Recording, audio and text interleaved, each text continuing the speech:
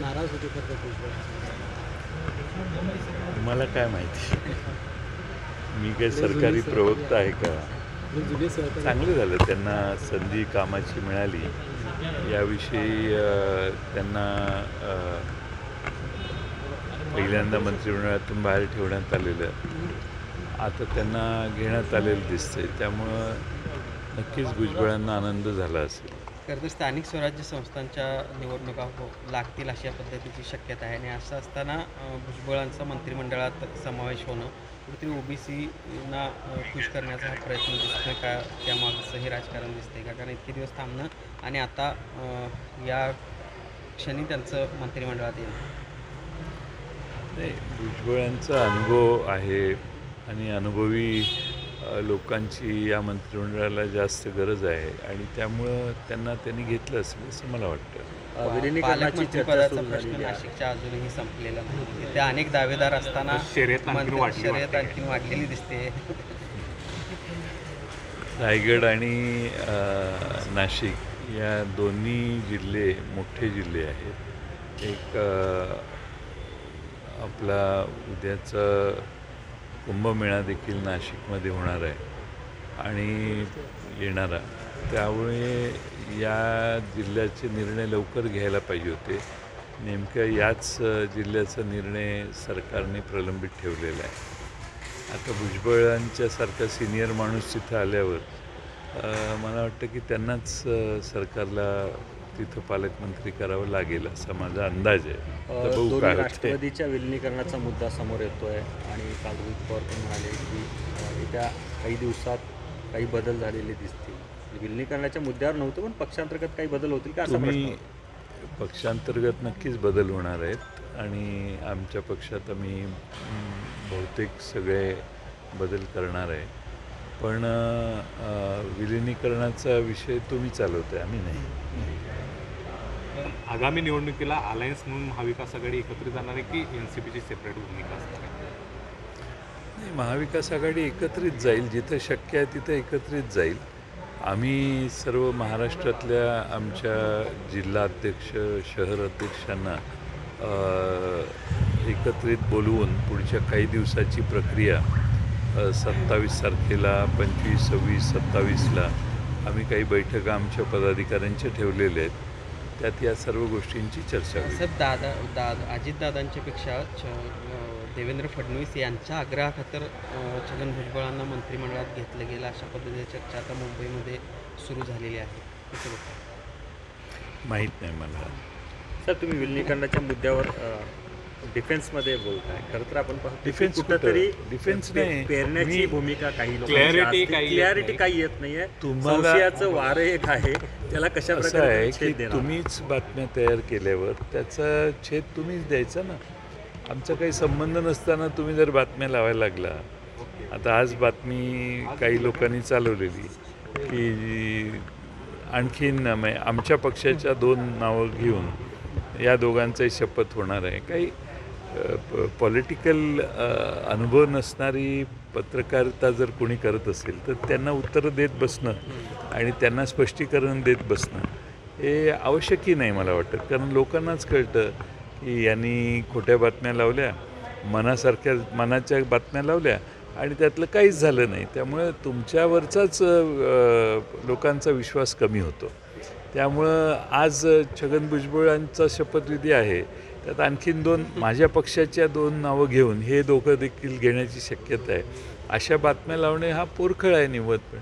हे एडिटर्सनी आणि चॅनलवाल्यांनी असे जे पत्रकार बातम्या पेरण्याचं काम करतात त्यांचीच नोंद घेतली पाहिजे आणि त्यांना कुठं बसवायचं हे ठरवलं पाहिजे. पण लक्ष्मण हाके यांनी एक दावा केलेला आहे की आता छगन भुजबळांच्या नंतर सुप्रिया सुळे आणि जयंत पाटील हे केंद्राच्या मंत्रिमंडळात दिसतील काही दिवसात.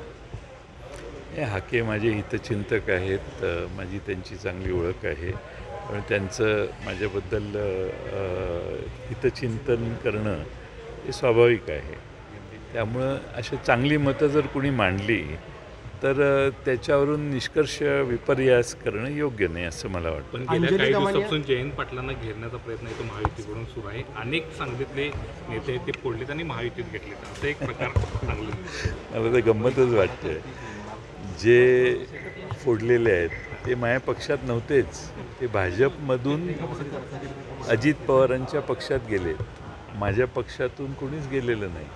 एक व्यक्ती गेली जी थोड्या दिवसापूर्वी आमच्या पक्षात आलेली होती काही काळासाठी, पण बाकीचे सगळे भाजपचेच नेते अजित पवारांच्या पक्षात गेलेले आहेत. माझ्या पक्षातून कोणी नाही गेलेलं आहे आणि त्यामुळे मला घेरण्याचा प्रश्नच उद्भवत नाही. मला घेरण्याच्यासाठी तुम्ही हेच मुळात मी मगाशी जे सांगितलं की विलासराव जगताप म्हणून आमचे माजी आमदार आहेत, अजित घोरपडे म्हणून माजी मंत्री आहेत, किंवा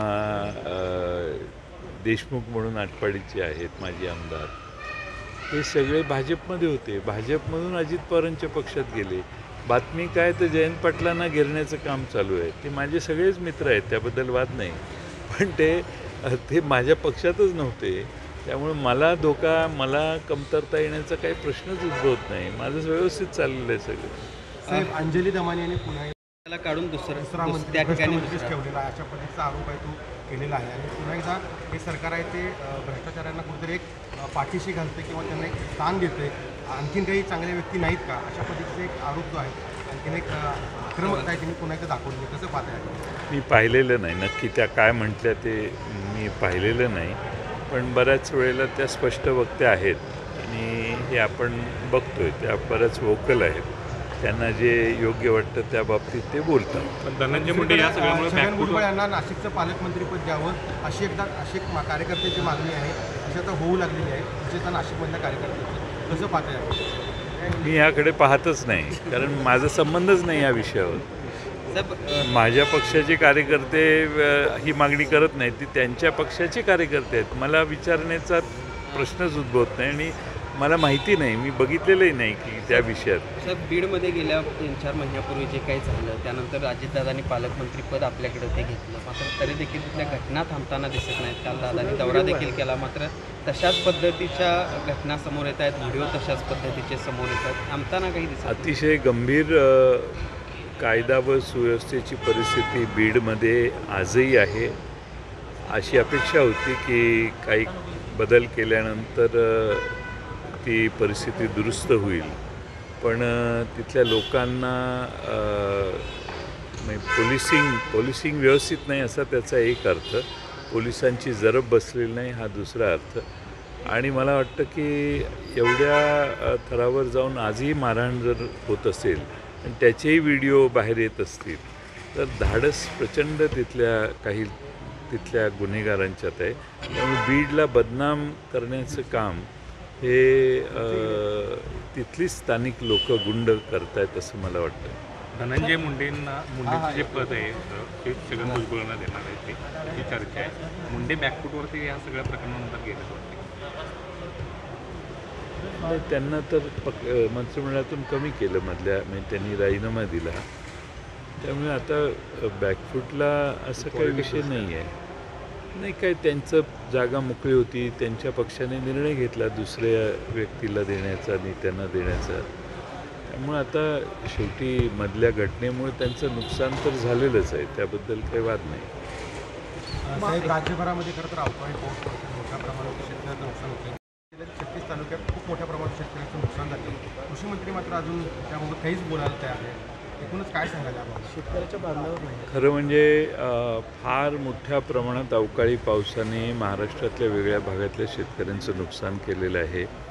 सरकारकडे आम्ही मागणी करतो आहे की ताबडतोबीनं शेतकऱ्याला मदत करण्याची भूमिका सरकारने घेतली पाहिजे.